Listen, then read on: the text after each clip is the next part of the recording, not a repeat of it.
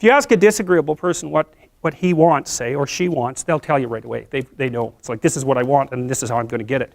But agreeable people, especially if they're really agreeable, are so agreeable that they often don't even know what they want, because they're so accustomed to living for other people and to finding out what other people want and to trying to make them comfortable and so forth, that it's harder for them to find a sense of their own desires as they move through life. And that's not, look, there's situations where that's advantageous, but it's certainly not advantageous if you're going to try to forge yourself a career. That just doesn't work at all. And so even though on average men and women aren't that much different in terms of their levels of agreeableness by the group, if you go out and you look at the extremes, they're very different. So all of the most agreeable people are women, and all of the most disagreeable people are men. And the thing is, the extremes are often what matter rather than what's in the middle. And so one of the ways that's reflected in society, by the way, is there's way more men in prison. And the best personality predictor of being imprisoned is to be low in agreeableness. It makes you callous. Now you might think, well, what's the opposite of compassion and politeness? And the answer to that is, I think it's best sort of conceptualized as a trading game. So let's say that we're going to play repeated trading games. And if you're very agreeable, then you're going to bargain harder on my behalf than you're going to bargain on your own behalf. Whereas if you're very disagreeable, you're going to do the reverse. You're going to think, I'm in this trading game for me, and you're going to take care of your own interests. Where an agreeable person is going to say, no, at best, at worst, this has to be 50-50, but I'd like to help you every way I can. One of the things you have to be careful of if you're agreeable is not to be exploited, because you'll line up to be exploited. And I think the reason for that is because you're wired to be exploited by infants. And so that just doesn't work so well in that actual world. And one of the things that happens very often in psychotherapy, people come to psychotherapy for multiple reasons, but one of them is they often come because they're too agreeable. And so what they get is so-called assertiveness training, although it's not exactly assertiveness that's being trained. What it is the ability to learn how to negotiate on your own behalf. And one of the things I tell agreeable people, especially if they're conscientious, is say what you think. Tell the truth about what you think. There's going to be things you think that you think are nasty and harsh. And they probably are nasty and harsh. But they're also probably true. And you need to bring those up to the forefront and deliver the message. And it's not straightforward at all, because agreeable people do not like conflict. Not at all. They smooth the water.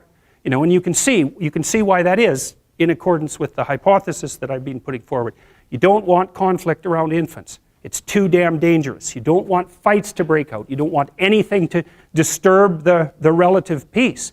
And if you're also more prone to being hurt physically and perhaps emotionally, you're also maybe loath to engage in the kind of high-intensity conflict that will solve problems in the short term, because it takes a lot of conflict to solve problems in the short term.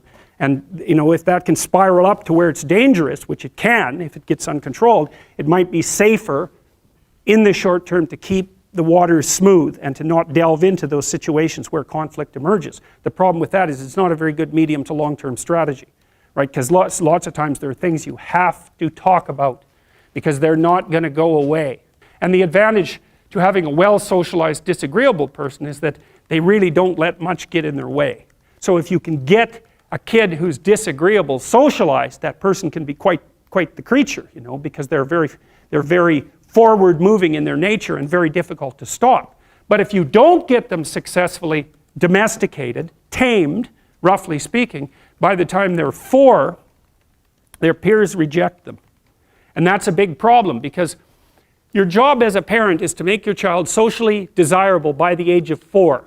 Like you want to burn that into your brain, because people don't know that. That's your job. And here's why. It's easy if you think about it carefully. So you imagine you've got a 3-year-old child, so sort of halfway through that initial period of socialization, and you take that child out in public. Okay, what do you want for the child? Who cares about you? What do you want for the child? You want the child to be able to interact with other children and adults so that the children are welcoming and smile and want to play with him or her, and so the adults are happy to see the child and treat him or her properly. And if your child's a horrible little monster because you're afraid of disciplining them or you don't know how to do that properly, then what they're going to do is they're going to experience nothing but rejection from other children, and false smiles from other parents and adults. And so then you're throwing the child out there into a world where every single face that they see is either hostile or lying. And that's not something that's going to be particularly conducive to the mental health or the well-being of your child. If your child can learn a couple simple rules of behavior, like don't interrupt adults when they're talking too much, and pay attention, and try not to hit the other kids over the head with the truck any more than is absolutely necessary, then, and share and play properly, then when they meet other kids, the kids are going to try out a few little play routines on them, and that's going to go well, and then they're going to go off and socialize each other for the rest of their lives. Because that's what happens, is that from 4 years old onwards, the primary socialization with children takes place among other children. And so if the kids don't get in on that early, they don't move into that developmental spiral upwards, and they're left behind. And you can imagine how terrible that is, because a 4-year-old will not play with another 4-year-old who's 2. But a 5-year-old certainly will not play with a 5-year-old who's 2, right? Because the gap is just starting to get unbelievably large. And so the kids start out behind, and then the peers leave them behind, and then those kids are alienated and outside the peer group for the rest of their life. Well, those are the ones that grow up to be long-term antisocial, right? They're already aggressive. It doesn't dip down. Now, what happens to normal boys, roughly speaking? Imagine the aggressive 2-year-old types. They get socialized, so their level of aggression goes down, and then they hit puberty and testosterone kicks in, and bang, levels of aggression go back up. And so that's why males are criminals between the ages roughly of 16 and about 25. So, and it matches the creativity curve, by the way. It's so cool. If you look at the spike of creativity among men, 16 to 25, then it starts to go down. Criminality matches that absolutely perfectly. So that's quite cool. So, the testosterone levels raise the average level of aggression among men. It's more dominance than aggression, actually, and testosterone is by no means all bad. And then it starts to decrease at about age 25 or 26, which is usually when men stop staying up late at night, stop drinking as much, develop a full-time career, and take on the burdens and responsibilities and opportunities that are associated with a long-term partner and family. And so, well, so that's the development of what I would call predatory aggression, because I also think that the agreeableness distribution is probably something like predatory aggression versus maternal sympathy. It's something like that. So if you look at other mammals that are predators, because we're predators as well as prey animals, if you look at other animals like bears, the male bear has absolutely nothing to do with the raising of the infants. In fact, the female bears will keep the male the hell away, because he's likely to kill the infants and maybe even to eat them. So there's no maternality at all in solitary male mammalian predators. It's really useful to investigate the viewpoints of people who have opposing views to yours, because they'll tell you things. Not only will they tell you things you don't know, they'll also tell you how to see the world in ways that you don't see it. And they'll also have skills that you don't have, that you could develop. So for example, if you're an introverted person, it's very useful to watch an extroverted person, because the extroverted person has ways of being in the social world that aren't natural to you, that you can use to improve your toolkit.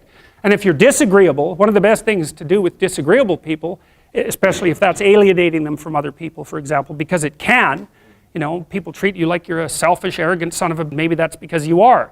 It's like, okay, so what do you do about that? One of the most promising treatments, let's say, for that is get the person to do something for someone else once a day, just as a practice, and learn how to do it. Maybe you can wake the circuit up, if you think that it's lying dormant in you, which is probably right. I think we have a very wide range of propensities within us. Some are switched on, genetic propensities. Some are switched on, but I think that if you put yourself in the right situation or walk yourself through the right exercises, you can switch some of these other things on as well. But it takes work and dedication and discipline. I would say, generally speaking, if you want to adapt yourself properly to life, you should find a niche in the environment that corresponds with your temperament. Right? You shouldn't work at cross purposes to your temperament, because it's just too damn difficult. But having done that, then you should work on developing the skills and viewpoints that exist in the space opposite to your personality, because that's where you're fundamentally underdeveloped. And that way I think you can extend out your temperamental capability across a wider range. And to me, that's roughly equivalent as bringing a richer toolkit to each situation. You know, so if you're hyper extroverted, you should probably learn to shut up at parties now and then and listen just to see what's going on, to see if you can manage it, you know. And if you're introverted, well, then you should learn how to speak in public and to learn how to go to parties without hiding in the corner and saying nothing to anyone. You know, and if you're agreeable, then you need to learn how to be disagreeable so people can't push you around. And if you're disagreeable, you need to learn how to be agreeable so that you're not an evil son of a bitch. So, and the same thing applies even in the conscientious domain. It's like if you're too conscientious, you need to learn to relax and let go a little bit. And if you're unconscientious, it's time like, get out the Google Calendar, man, and start scheduling your day, right? And beat yourself on the back of the head with a stick until you're disciplined enough so that you can actually stick to something for some length of time and not living in absolute squalor, which is something that would characterize someone who's very disorderly, for example, because they don't notice. It doesn't bother them, disorder. It's like, maybe they can see it, but it doesn't have any emotional valence, and so it doesn't have any motivational significance. You know, so the other thing you might want to think about too, if you're choosing a partner, is try not to choose someone who's too distant from you on the temperamental variables, because you're going to have a hard time bridging the gap. You know, it's hard for an introverted person and an extroverted person to coexist. And it's really hard for an orderly person and a disorderly person to coexist because they will drive each other nuts. Why don't you pick up? Why are you so obsessed by it?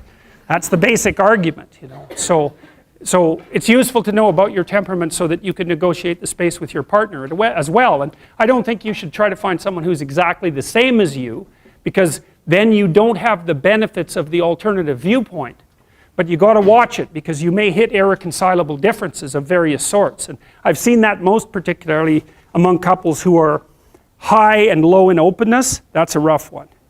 And also high and low in conscientiousness. That's another rough one, because they just cannot see how the other person sees the world at all.